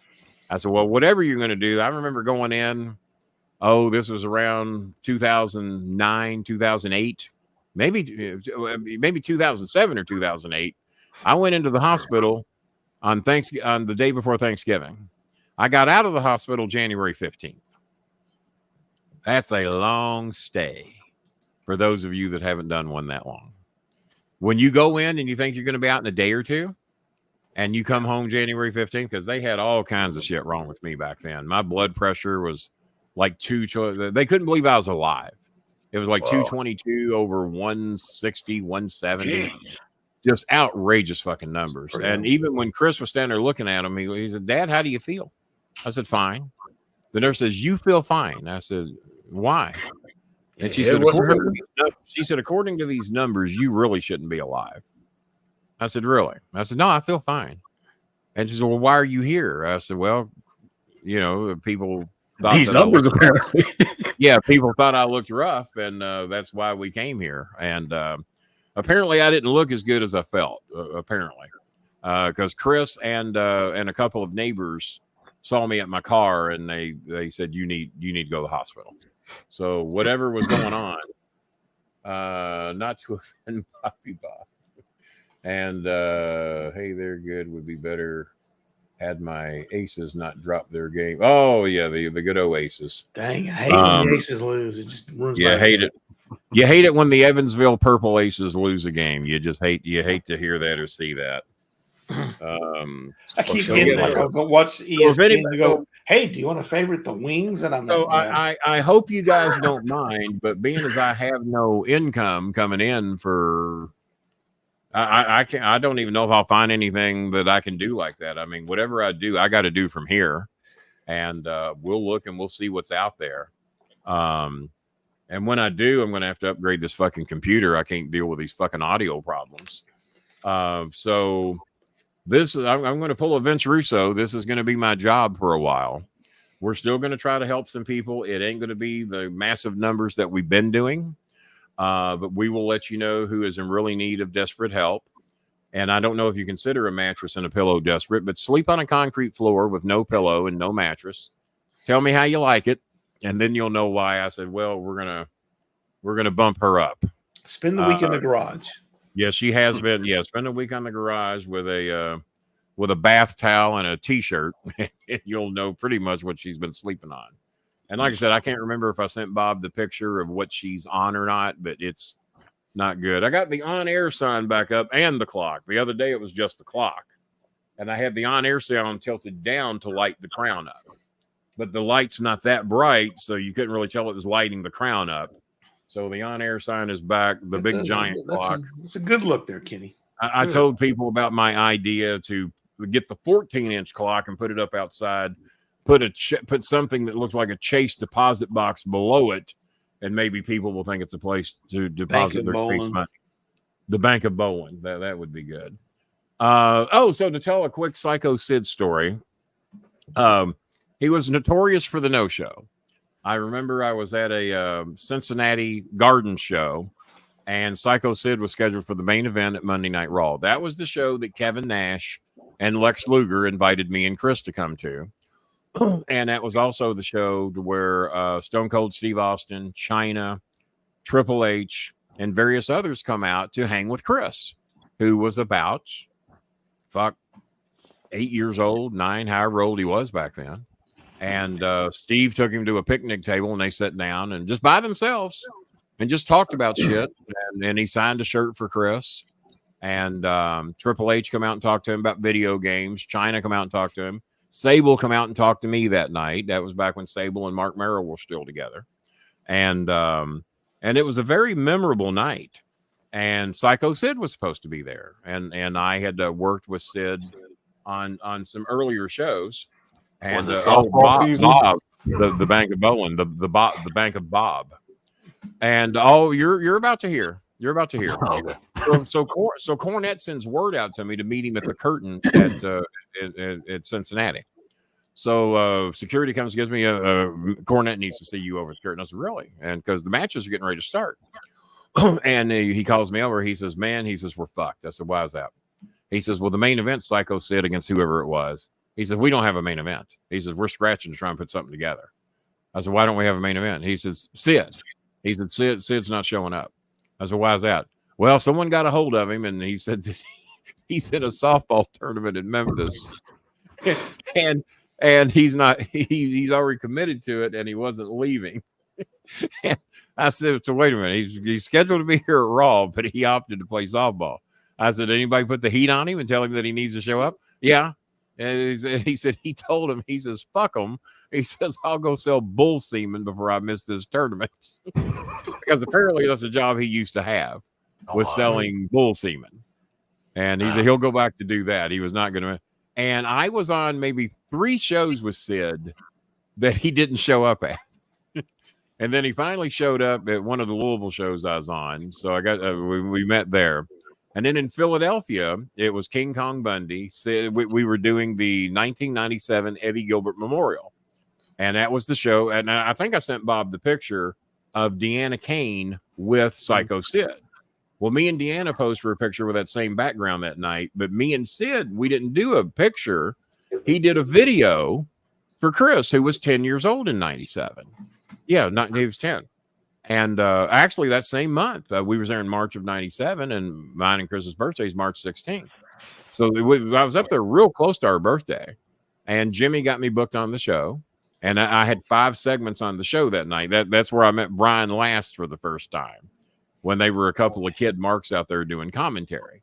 They were just a couple of punk-ass kids doing free commentary over the matches, and that's how we discovered who Brian Last was, and eventually he weaseled his way in with Cornette. So, but me and Sid and King Kong Bundy meet on the upper level, and we're just talking about bullshit, whatever. And I had my camcorder with me, and because I'd filmed some stuff with Dennis Corluza, and I had that private meeting with Nick Bockwinkel the night before. And I said, Sid, I hate to ask you all this. I said, man, my son could not come to Philadelphia to do this, and it's near his birthday too. I said, would it be a big deal if I got y'all to say hi to him on video for me? Oh, no, man, crank it up. Let's do it. So Sid made a real nice video in Psycho Sid form, cutting a promo for Chris. King Kong Bundy jumped in, did a little bit. And now we don't have neither one of them anymore. And then Bobby Eaton has done so many videos for me. And the Gangstas did videos for me. And Terry Funk did videos for me. And so many people that have done videos for me are all in my closet on videotape, and I don't know what I transferred to DVD and what I didn't. Ric Flair did a promo for me, but he's still with us. And but Hogan never did one for me. The only thing I got to do with Hogan is when Lawler got mad. I remember walking in Rupp Arena, and I heard, all right, Terry Boulder, take 54. And I thought they were joking. And I peeked my head in there, and I looked at Lawler. He says, take 54. Jesus. So he says, Kenny, come here a minute. And I was 17 or 18 at the time, maybe even 19. It was whenever Terry came to Memphis. So I would have been no older than 19, no younger than 17 or 18. And Brutus Beefcake was there as Eddie. He was Eddie Boulder. It was Terry and Eddie Boulder. And they couldn't get Terry to get this fucking promo. He had to do a 3-minute promo about what he was going to do to whomever in Memphis on Monday night. He says, Kenny, he says, you're not officially in the wrestling business, right? I said, no. He says, but you got a pretty good idea what we do, right? I said, yeah, pretty good idea. Do you think you can do a 3-minute promo on what you're going to do to Bill Dundee Monday night in Memphis? I said, now? He says, yeah. I want you to show Terry how to do it. I want him to see that you can do this. Have you ever done a promo for us before? I said, no. He said, you think you can do it? I said, yeah. So all the confidence in the world. And he's all right, here we go. One take. I cut 3 minutes on Bill Dundee. Got the countdown from the directors and everything. And Lawler loved it. And he looked at Terry. He says, can you do that? and apparently Terry got the next one. So because they did one more. And I guess it was good enough. Now, I guarantee, I don't know if he'll remember that or not. I don't even know if he's ever talked about it or if he even remembers who the fuck I am. But that happened, and I can't even get Jimmy to verify because Jimmy was taking pictures. He was still out in Rupp Arena taking pictures. I was just wandering around the back because I'd already seen what I wanted to see. And Lawler was back there directing Memphis promos, and they were shooting them, getting them ready to go to the towns for Louisville, Evansville, Lexington, Louisville, Tupelo, all the Jackson, all the cities that they had TV stations in. And they had chose Rupp Arena. And sometimes they would do that because Lance Russell was there. And so they would have Lance do some of the interviews. And some of them would just be them standing in front of the camera cutting their promo. Others would be Lance doing the interview. Well, Lance wasn't in this one. And because Lance was probably out at ringside introducing the matches. And so that's how that happened. And then Psycho Sid, we did the show in Philadelphia, and he could not have been nicer. And I kept telling everybody, he's not going to be here. There's a softball game going on somewhere in a warm climate, and he's not going to be here. And so, and for Michigan Mike, I was wrong. He showed up that night. So in 1997, I was wrong about Psycho Sid. And but that was a fun show. I got to do 5 segments that night. That kind of put my name on the map in other cities other than the Louisville metro area for doing wrestling. And Jimmy even called me when I got home. It took me a couple of days to get back home. And he even called me. He says, only you should have gotten the heat with those fucking ECW marks that you got. He says, they fucking hated you. He says, and you got heat on 2 TV stations that were local stations in Louisville. He says, who could fucking do that? He says, man, he says, you impressed a lot of people that night. So that was nice of Jimmy to say that. And especially when he was involved in a bunch of those angles too, he and I managed the main event that night. And but I also was supposed to be the guest referee in an arm wrestling match between Sable and Sonny. I'm sorry, Sonny and who was Goldust's wife? Marlena. All right. Well, guess who didn't show up? Sonny didn't show up. And for reasons that we all know. So Sonny didn't show up. So we turned into a segment where I was supposed to hit on Marlena. And her and Goldust were actually having some trouble during those times. And it was kind of made public. So I was letting Marlena know, hey, if this Goldust thing ain't working out for you and Sonny ain't here, why don't me and you go off somewhere and, maybe me and you have a little bit of fun. He says, as a matter of fact, I'm going to make your day, Marlena. I'm going to bend over here and I'm going to close my eyes and I'm going to let you give me the biggest kiss you ever gave a man right on the lips. So, of course,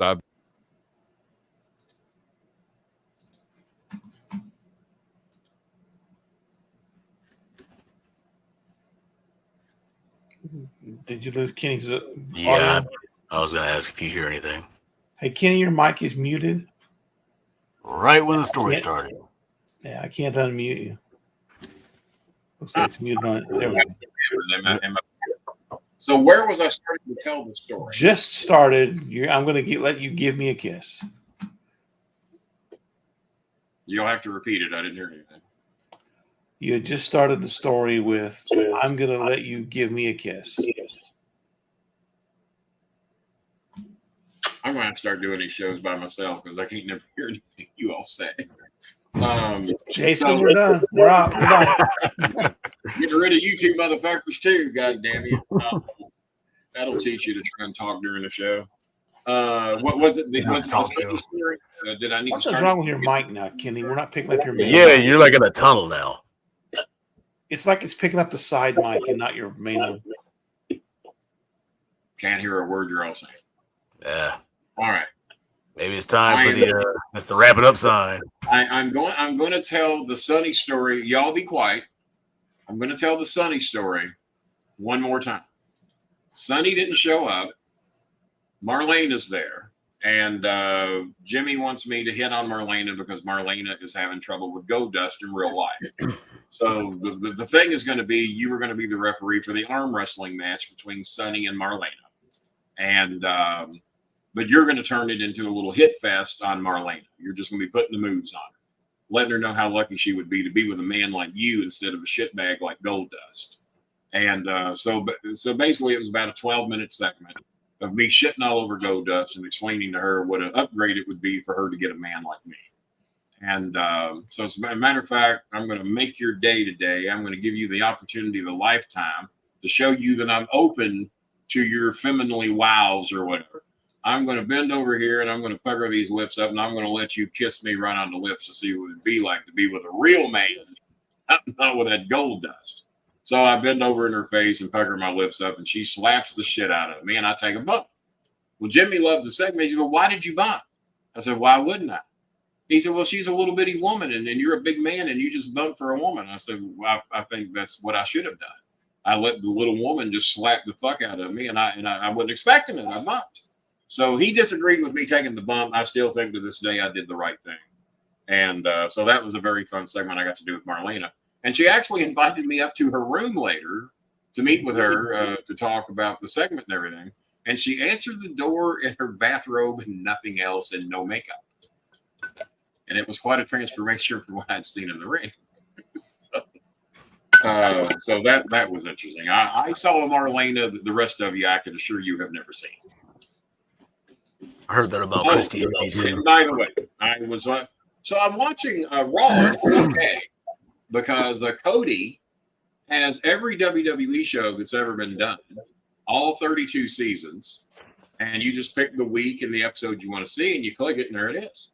So I decided to. So I clicked last night's Raw. Do y'all know how long Raw is if you take out all the commercials? 13 minutes. A 3-hour Raw is 2 hours and 6 minutes long, and it includes the opening. And on Cody, there's no commercials. So anytime they say, we'll be right back, well, they're right back. And so there's no commercials and 4K.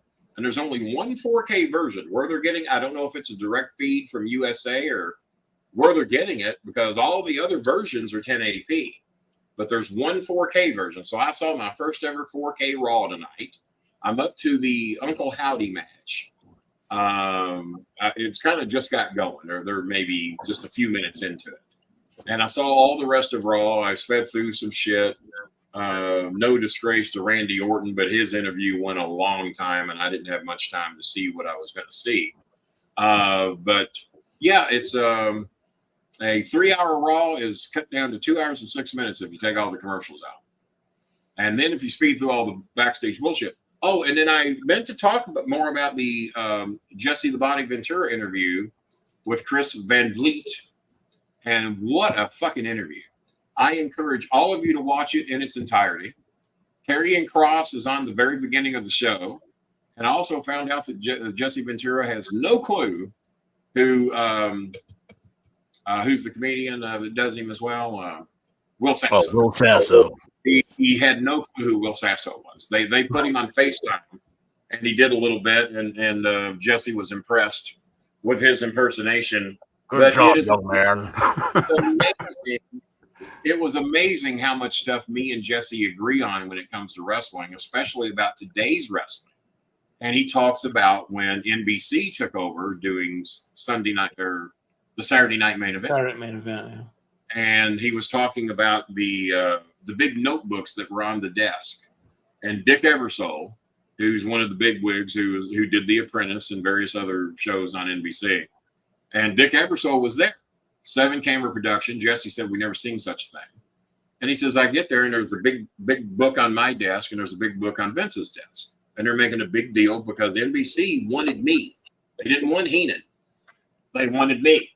And so I get there and I flip through this book and Jesse says this. And then we go to this. And then Jesse says this. And he says, I saw Dick Ebersole and I called him over to the desk without asking Vince any permission. And then this just give you a little highlight of what the show covers.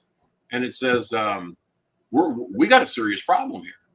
He says, you don't have anybody here qualified to write for me, to tell Jesse Ventura how to be Jesse Ventura and to tell Jesse Ventura what to say.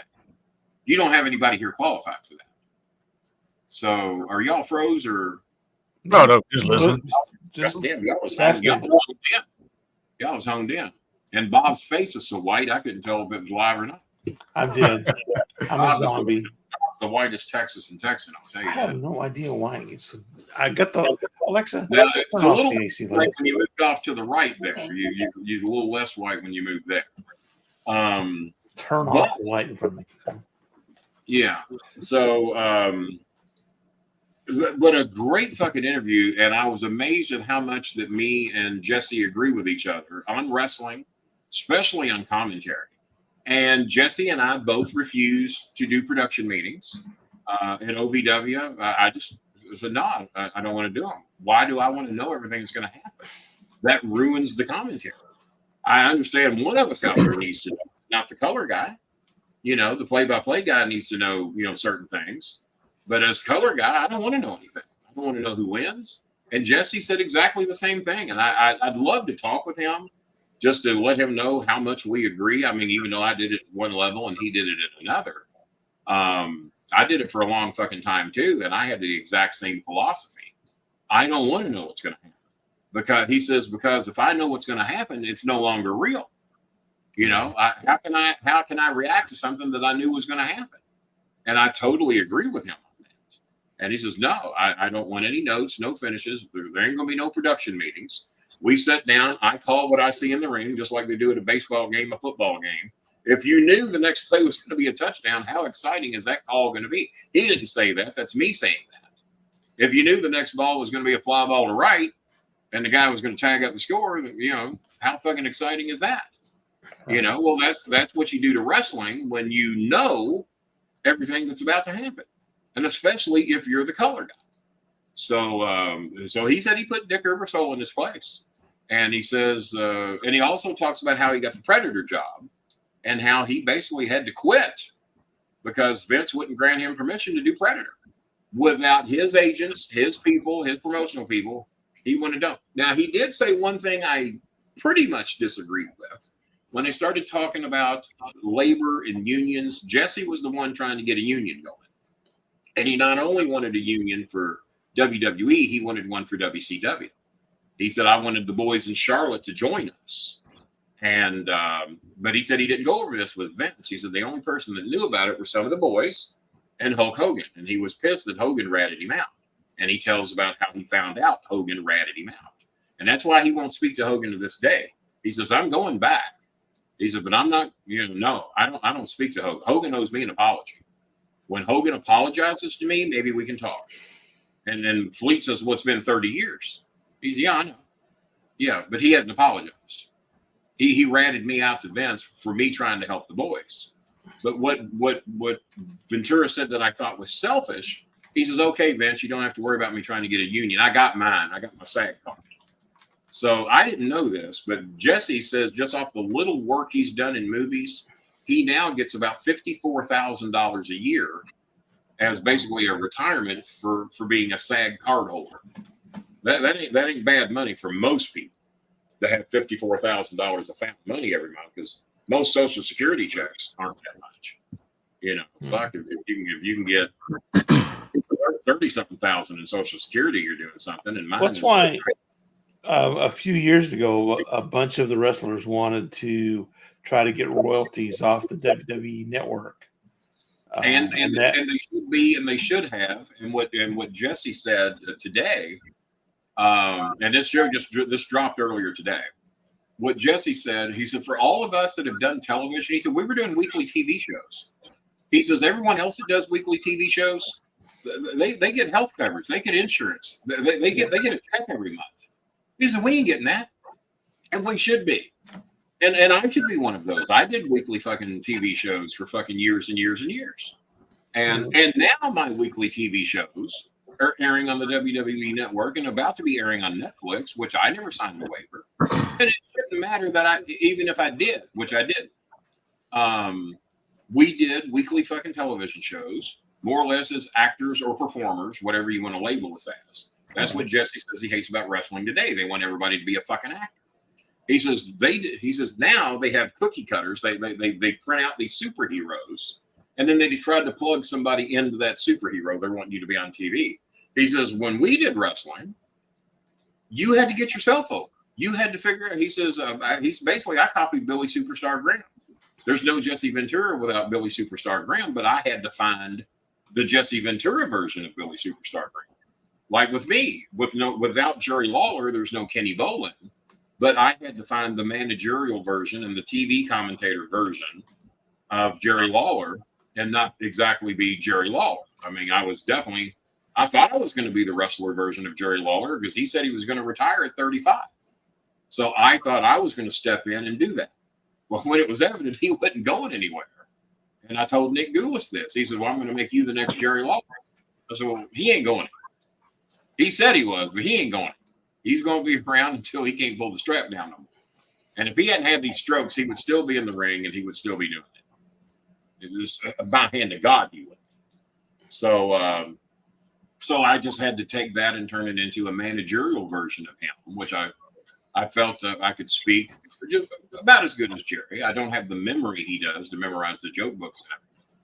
But when it comes to seeing a scenario and reacting to it, I put myself right in there with him to be able to do that, especially in a television situation, because I too did not want a fucking script. Lawler was not fond of scripts. He was just very good at memorizing joke books. If he read it in a joke book, it stayed with him. He never forgot it. And Jimmy has that too. If Jimmy reads it, he never forgets it. And if it's history, he never forgets it. I don't know how Lawler is on history. I mean, when Lawler wrote his first book, me and Jimmy provided most of the information because Jerry didn't remember. But if it's in a joke book, he fucking remembers it. So we gave you guys quite a bit. Did Jerry ever tell you how he felt about Vince being in his ear all the time? What's that? When Jerry was doing Raw, I'm sure Vince tried to produce him like he does everybody else, right? So did Jerry ever talk about that? Oh, I was backstage one night and I was watching them feed Jerry Lawler lines. And Jimmy appeared on something that made it to film. I forgot what it was. It was one of those wrestling shows that made it to the theaters. And I saw them feeding Jerry Lawler lines. And I saw it happen firsthand backstage one night of them telling Jerry Lawler what to say. And Jerry going along with it.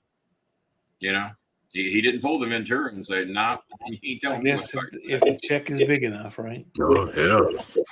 But Jerry played ball more with WWE than either myself or Ventura, or even to a degree Cornette. I mean, Cornette bitched and whined and complained a lot. Jimmy played ball when he thought his job was on the line. But I don't know. Jimmy's never really talked about how much they told him, because if you remember, he did not last long at the announcer position. No. Like I think Heyman lasted longer than Jimmy did. And there might be some reasons for that. I don't know. By the way, I'm stomping Pat McAfee's ass again. Pat McAfee had one fucking game to get. I picked, now I can't verify it because we didn't do a show about it because that was my downtime. I had Georgia Tech winning it in a close game in Dublin, Ireland, mainly because they had a kicker from Dublin. I was rooting for the guy from Dublin. Maya says that you could hear the crowd outside her door. just how loud. She said the Florida State fans just took over Dublin. The Georgia Tech fans were a little harder to find, even though they had a player on the team who got a scholarship. He is the only guy from Dublin, Ireland, or maybe from Ireland in general, to ever get a scholarship in the NCAA. And they went through a lot of trouble, apparently, to get him. They had to send him to Australia, then Australia to Utah, trained in Utah for 6 months, and then over to somewhere else. And it was a pickle to get him on Georgia Tech's team, and had to send him through Australia, Utah, and then to somewhere in the Northeast, and then eventually to Georgia Tech. It was a process. I think there was a red shirt year involved.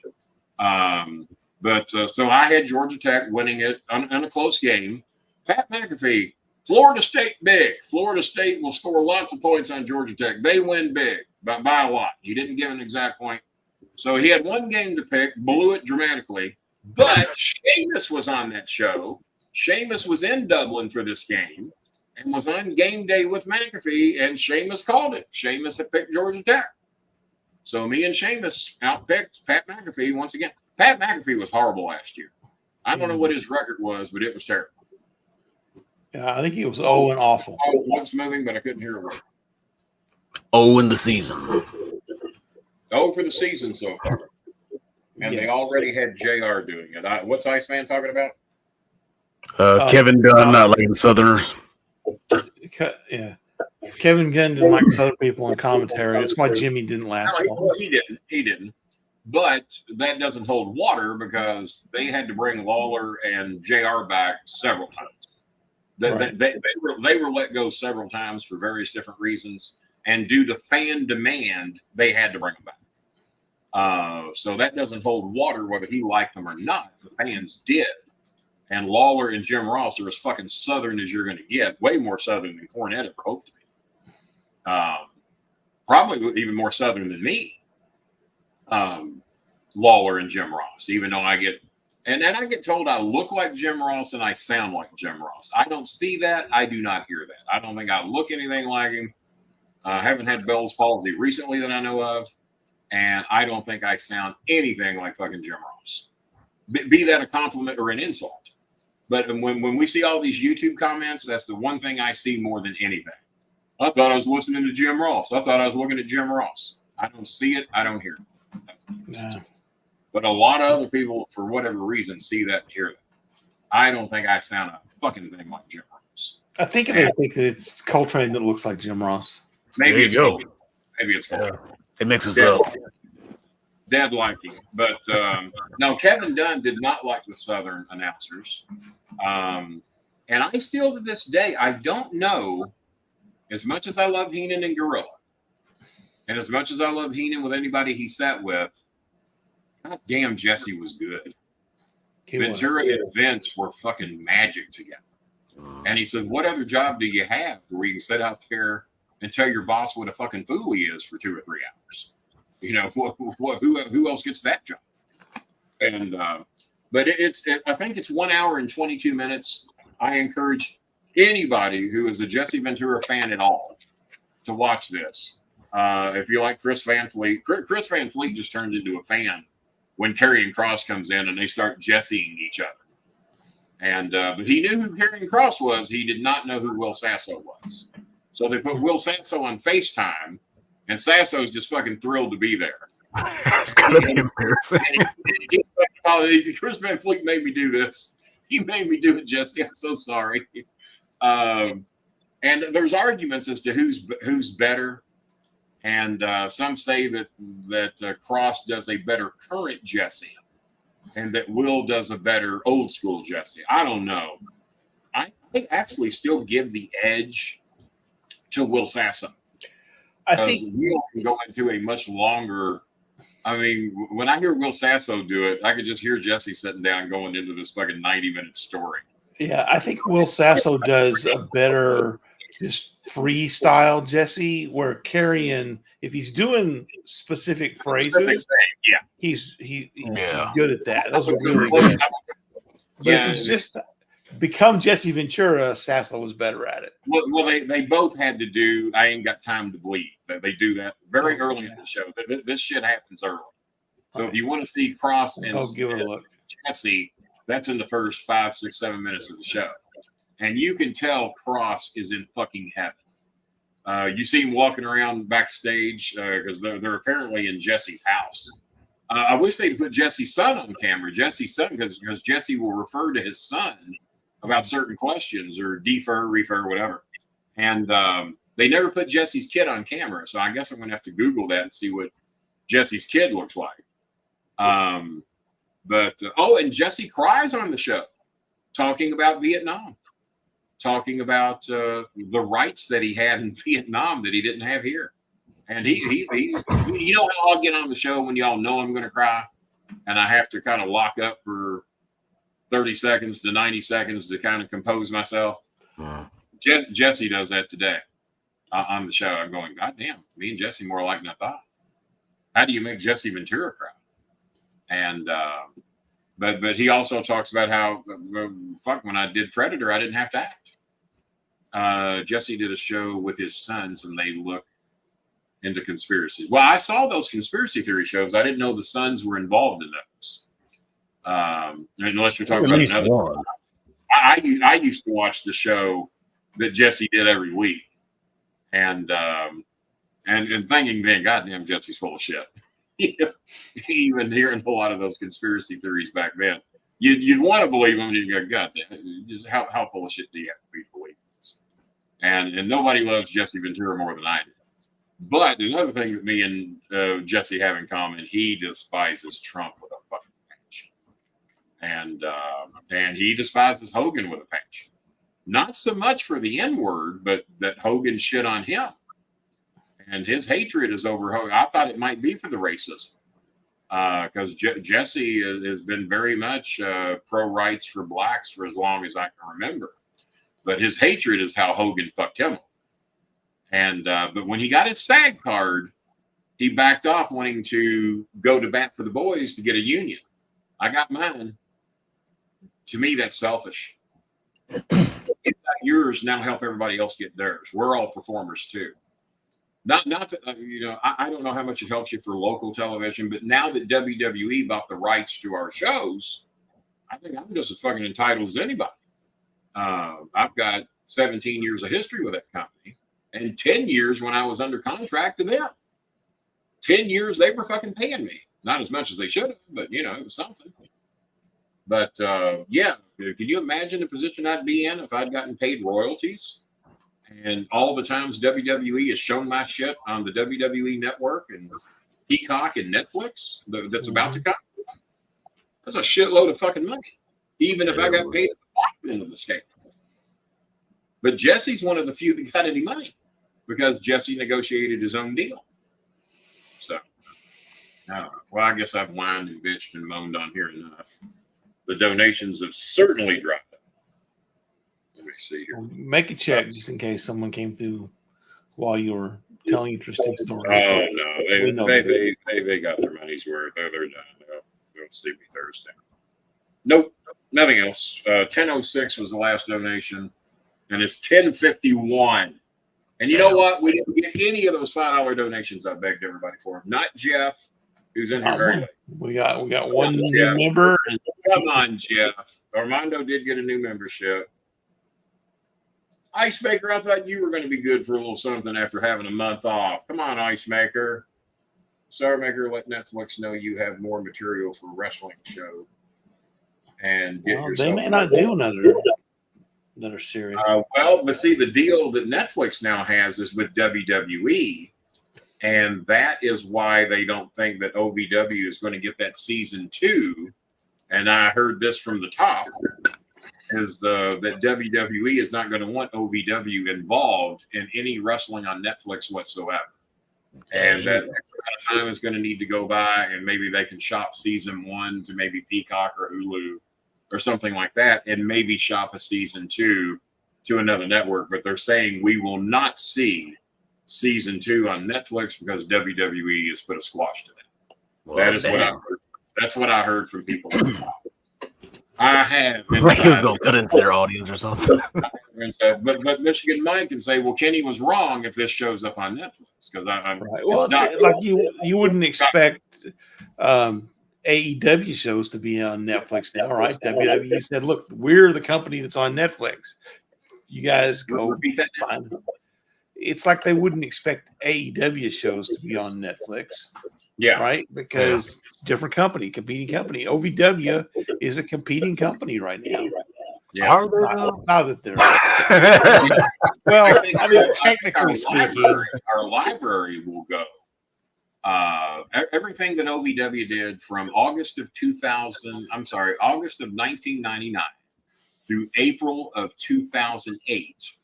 That was the contract era of WWE. That is when we signed the contract. April of 2008 is when it ended. Every show that we did then, they own. So they can't say shit about anything that I did from July. So from July of 09 on back, that's all our shit. And anything after 08 is our shit. After May of 08, that's all our shit. But all that other shit, they bought and paid for. Just like they bought Jimmy Smoky Mountain shit. Jimmy has no claims over that anymore. They bought it. Apparently, I heard they bought into Memphis. But I've heard different stories on it. I heard Lawler sold it to some group in Cleveland. And then I heard that nothing ever transpired out of that. The Corey Macklin got involved and fucked it up or something. I've heard all kinds of things. Yeah, I've heard that the legal ownership of the Memphis product was very vague and not well defined. And so the reason it didn't ever show up on WWE was they could never determine, okay, this entity owns it and we can deal with them to have full, clear legal ownerships of it. And so shout out to my girlfriend, Ouija Jang, the real one, not the fake one on Facebook. Real Ouija Jang. And it was great to hear from her. I cannot tell you how good it made me feel that I helped her shut down the fake account on Facebook. When you got a big time CBS news correspondent, she's at the Republican convention, she was on every night reporting from not the Republican, but the Democratic convention. She's probably at the Republican too, but I wasn't watching as much CBS then. So I went back and watched a few old shows to get caught up. She's on every fucking show. And Ouija's a beautiful girl, born in China, raised in West Virginia. You talk about culture shock to a young Chinese girl. Holy shit. And her husband's name is Luther. So, yeah. You don't want to fuck with nobody named Luther. I watched a show today that wasn't too bad. Now that I got all this extra time on the Cody, I watched. It's called. It stars Donnie Wahlberg and Halle Berry. What's that new movie? Damn it! I just watched it. Ask the Google machine. It's their new movie. It just came out. I watched it in 4K today. The Union? The Union. Not Gabrielle Union, but The Union. And Halle Berry plays a badass. And not a bad movie. Once it gets going, there's a car chase scene that is just to die for. That involves a Porsche, a shitmobile, and what appears to be some Ford Escort or something. And it doesn't seem like a fair race, but apparently it all works out if you're a good driver. And but not a bad movie, lots of action. And has anybody got to see Cena's new movie that's on? I think it's on Netflix or no, it's on Amazon. I think it's Prime. on Amazon Prime. I haven't looked at it yet. What's the name of Cena's new one? John Goes to Washington. It has Aquafina in it with him. Yeah, they promoted it all over the Jimmy Kimmel show with Jeff. Cena for the first time. Jackpot is the name of that. Jackpot is nothing but fucking action from the goddamn minute the show opened. I got tired watching that movie. And Aquafina is a little bit of a badass in the movie. I adore her. Aquafina is so good. She's got a mouth filthier than Cena's. And she's rough. So I will recommend to see Jackpot. I will recommend to see The Union. Lots of action. If you like action, God damn it, it's there for both of those movies. And Aquafina is just an adorable young lady. She's not one of those God, she's not my Kyrie Sane type of Asian, but there's just something about her I just love. I don't even know what it is. She's got a great sense of humor. She's got a real laugh, and she said Cena cracked her up during that entire movie. They'd never met each other before, and Cena said he wants to work with her again, and she said the same about him.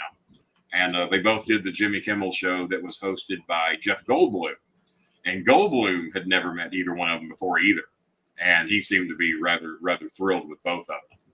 And also, Cena just did a lengthy podcast with Shannon Sharp. I knew I'd seen that black man before, but I couldn't place where I think he's probably a wrestler. And I said, well, I've seen that black man before. Is that one of the wrestlers? And I kept looking. I said, God damn, it's Shannon Sharp. Who is that black man? Close Is shake. that Coltrane interviewing Cena? You know. So I couldn't place who he was, but the more I learned, God damn it, Shannon Sharp. So, and Shannon is rather well respected in the television industry for interviewing and everything. And he had a nice little sit down interview with Cena. But what Cena's irking me about is he's promoting this fucking suit bullshit. I'm as anti-suit as you're ever going to get. And I hate anybody shows up in the fucking suits up to fucking something to me. What you up to? What kind of banker bullshit you trying to pull on me? Yeah, I don't do suits. But Cena's made it very clear now that he's not going to be involved in wrestling in about a year and a half. Going to be a suit and tie guy. And the other thing that irks me about wrestling are all the fucking wrestlers who show up to the building in a goddamn suit and tie. I hate that Cody does it. Cody's not a fucking suit and tie guy. Dusty Rhodes was not a fucking suit and tie guy, but every now and then he would do it because Ric Flair was doing it. Ric Flair was a suit and tie guy. Yeah. Tully Blanchard was not a suit and tie guy, but he did it because Rick was doing it and J.J. Dillon was doing it. Tully Blanchard was not a fucking suit and tie guy. Psycho Sid was not a suit and tie guy. Most anybody. Oh, have you all seen the car scene on Raw? Yes. Did either of you? What? Not yet. Did you see the car that was sacrificed? Yeah. That had to have been a 2002 Ford Tempo. I don't know. So not Pat McAfee, but Corey Graves is acting like he's acting like one of those rental cars was his. I should have took out the insurance because one of the cars looked to be halfway decent and it got the hood fucked up a little bit. But the sacrificial car got moved over. The headlights had not been done since the 70s. Those glossed over headlights, and it had Florida plates on it. So I don't know where this fucking car called home, but it had front Florida tags on it. And if I had to guess, it was some type of Ford Tempo of some type. I don't know. But that was the sacrificial car. Because a lot of times, Vince will sacrifice a vet. He'll have a fucking limo out there, fucking brand new limo they'll fucking sacrifice. Not this car. This car, my Volvo could bring more money than this fucking car that got sacrificed on Raw. I have everything. Especially because mine's been fixed up. Tully Blanchard was 100% a suit and tie guy. Oh, shut the fuck up. You were jeans and cowboy boots. Are you just coming in here to make no donations, no membership, and I met Tully Blanchard. I worked with Tully Blanchard, and you're going to talk to me about Tully Blanchard. Shut the fuck. Until you make a donation, shut the fuck up. Yes, well, for the NC, we got your $10. No, it didn't fit him. It didn't fit Arn Anderson. It didn't fit Tully fucking Blanchard. They did it because Rick was doing it, and they did it because JJ was doing it. So we're going to put them all in fucking suits and make it a corporate deal. Because if you take them out of the equation, when does Tully Blanchard look proper in a fucking suit? When does Arn Anderson look proper in a fucking suit? Unless you're trying to be Ric Flair, and neither one of them work. Fucking Anderson, you don't know what your goddamn hell you're talking about. It didn't fit Arn. It didn't fit Arn. No, they're the same guy. They're the same fucking guy. And I worked with both. I met both. Oh, and I heard a story. There's a story told about Arn Anderson on the not Psycho Sid, because he didn't do a show today, but Jesse Ventura did. Jesse Ventura tells a story about running into Arn Anderson at an autograph show. And Arn Anderson was bragging about being married for 38 years in the wrestling business to his first wife. I know something on Arn Anderson from, it was when I was staying at the George Steinbrenner Bayport Inn, and involved Dark Journey and the day that George Steinbrenner took me and Cornette to Red Lobster. I know something that might have interrupted that 38-year run in 1989, no later than 90, 89 or 90. And I know something that could have fucked that up, and we have it on video. Cornette is the one that videoed it, and Arn Anderson holds up his necklace and his wallet, and he says, "How much do you want?" He said, "What do you got up there?" He said, "Is that a camera?" And we said, "Yeah." And Jimmy was using my camcorder to record Arn Anderson being at the pool with somebody he wasn't supposed to be with. And Arn Anderson looks up, "It's in my closet. If I went there and dug long enough, I can find it." And Arn Anderson holds up his wallet and his necklace. He says, "How much do you want?" He said, "What are you doing up there?" Jimmy says, "Oh, I'm just collecting evidence." And Arn Anderson pulls his wallet out of his back pocket and a gold necklace. He says, "How much do you want?" Because he knew the evidence that we had was devastating. And so we could have put an end to that 38-year run. But Jesse Ventura says, "I got you beat by 10 years. I've been married now for 48 years. And apparently this was a year ago when he ran into Arn. And he said, and Arn says, "Well, that's got to be a world record in the wrestling business. Married one woman, 48 years. I don't know who would have beat it. Not in the wrestling business. So 38 years is a good run, but it ain't 48. It ain't 48. And if I ever show Arn Anderson's wife the video I got, that shit's over." Arn Anderson going, "God." Now, I don't know that Arn remembers what video I've got. So it's Ryan Anderson. Ryan, we're not even he ain't got no membership. He ain't donating. He just in here trying to talk shit. Tully was a rich guy. No, what? Ignore him. He doesn't have a badge. Ignore him. What was Tully supposed to be rich from? We're off the air, ladies and gentlemen. That's it. We're done. We're not listening to Ryan Anderson anymore. He knew how to wear. No, he didn't. Double A was a redneck from Rome, Georgia. Yes, he was. Oh, you're going to tell me about Arn Anderson. You need to shut the fuck up. Different people, different gimmicks. Good. No, you're full of shit. They're the same person. Same we'll be back on Thursday. Probably also from Rome, Georgia, with the same mother. What do you know? San Antonio, oh Texas. My fucking God. He was rich based upon what? I know what the Midnight Express. All the money he got from his dad. Yeah. And Tully was making less fucking money than Cornette in the Midnight. I know what they were making, and they weren't making anywhere near what people thought they were making. So no, he wasn't rich. Long fucking way from it. His dad was Joe Blanchard. It don't make him rich. I mean, Jesus fucking Christ. Ryan Anderson, just donate or shut up, you know? Just quit trying to dominate the whole fucking show. You got no fucking badge, no donate. Let me look. You better have donated because you're in here occupying the whole fucking show, spouting off shit you don't know anything about. TC from the NC with a $10 donation. Did I mention that? Thank you, Tyler. Well, he did. Because he gives a shit about the show. He's a decent human being. He's got a membership. His dad was Joe Blanchard. My dad was left turn signal. My dad was Johnny fucking Rising. He sold cattle for a living. Probably had more money than goddamn Joe Blanchard. Shut the fuck up. That might be Kenny's next job. Johnny, well, it might be my next job. But people ask me if I'm going to do the meat scam again. Fuck yeah. You want me to find quadruple money for meat? I'm all in. Look at my skin tone. Do I look like a meat scammer? God damn right. All right. Well, Ryan Anderson just pissed me off. No donation, no membership. Just in here running his liquor about shit he doesn't know anything about. So Joe's got money and that means Arn's got some? No, it don't. Don't mean he got. And who the fuck's Joe Blanchard? Who's ever heard of Joe Blanchard? Bob, you ever heard of Joe Blanchard?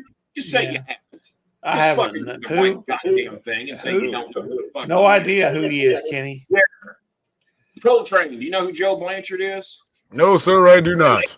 Is he quarterback for the Cincinnati Bengals? Because if not, I don't know who the fuck he is. Wasn't he that character in the movie where the quarterback died and the angel takes over? I think so. What was that called? Oh God, or something like that? I don't know. No, that was the one where George Burns was gone. Yeah. Or Yeah. you could This donate is again. That like would be where more Roman Gabriel You're died or listening to something, the and the guy great comes in and You could Oh, donate again. yeah, I got you. I remember that one too. You guys had a fucking month off. Ryan Anderson, who's so full of shit he stinks, he could donate. He could donate. he could, but he he ain't even won't. got a fucking membership, and he's in here running his liquor like he owns the goddamn show. I've been waiting for somebody to make me mad all night, and it took Ryan Anderson to do it. Thanks, Yeah, Ryan. I've been waiting on it. We'll be back I'm an on unemployed Thursday. man, and you ain't even got $3 fucking for a membership. And you're in here running your liquor like you know shit. I worked with these fucking people.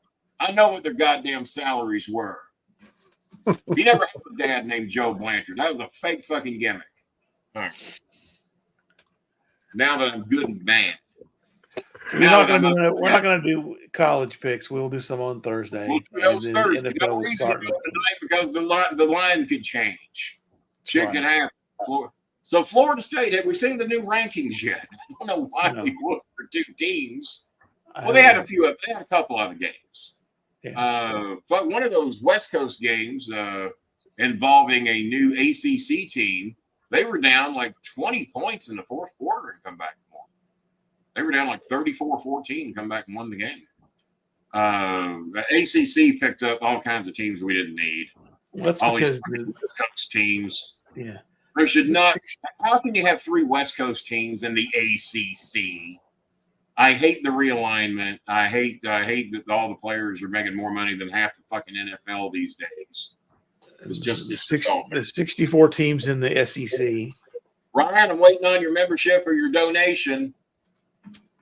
Come on. Or your super chat. Or your super chat. You can do that.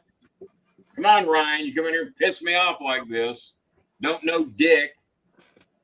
His dad was Joe Blanchard. Oh, fuck. Well, Guess you put me, where's Michigan Mike? Now I've been wrong 16 times. I'm a 16-time wrong champion. Da, da, da, da.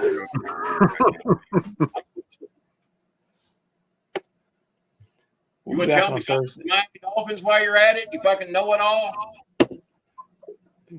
How about you talk about the Reds? Reds, who have played ourselves out of the fucking playoffs thanks to our shitty performance against the goddamn Pittsburgh Pirates. Fucking Pittsburgh. By the way, I fixed it. I got some super glue and I fixed it. I saw you on here. I didn't know you'd done this. And you're bragging about being the king. You're posting memes. You got some little crown you're putting on your head, Bob. Calling yourself the king, wearing a crown very similar to this I did not call myself the king. I said did. I saw the memes. Chris Schmidt sent it to me. He said you made it and you're posting it everywhere.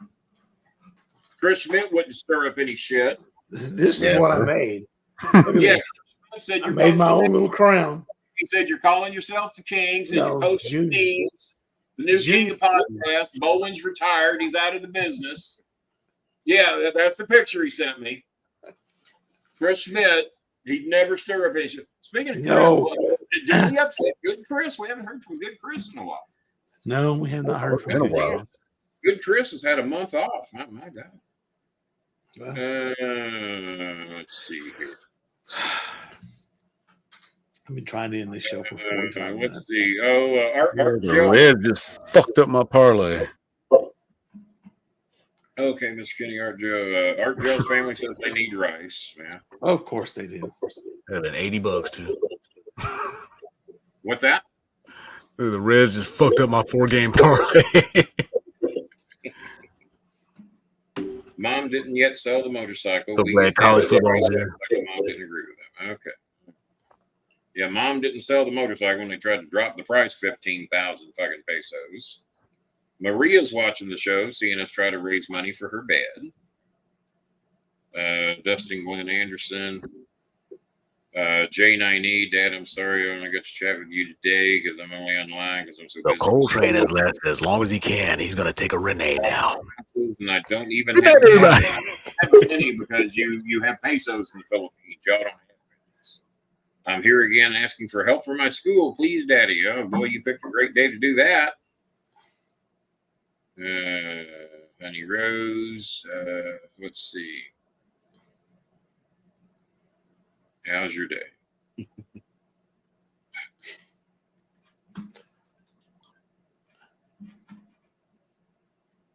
All right. Okay, Bobby. Bob.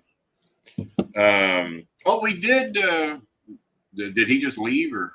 Yeah, he had to go take a Renee. No. I didn't hear him. TC, can you show how to get a badge?